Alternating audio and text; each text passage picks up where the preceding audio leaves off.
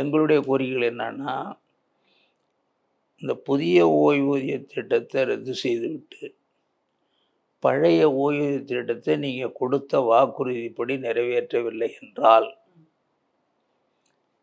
நீங்க 200 இடம் வர்றேன்னு சொல்லுங்க, அதுக்கு மேலேயே வாங்கன்னு சொல்லுங்க.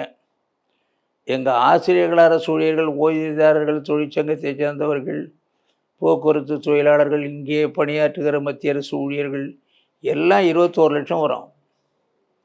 1,50,000 கோடி வாக்காளர்கள் எங்கள் குடும்பத்தைச் சேர்ந்தவர்கள் இருக்கிறார்கள். கட்சி உணர்வு வேற. இப்போ நான் கூட பவள விழா கொண்டாடின கட்சி, அதுக்கு முன்னாடியே பிறந்தவன், கலைஞர் பேராசிரியர்கிட்ட நெருக்கமாக இருந்தவன். அது கட்சி.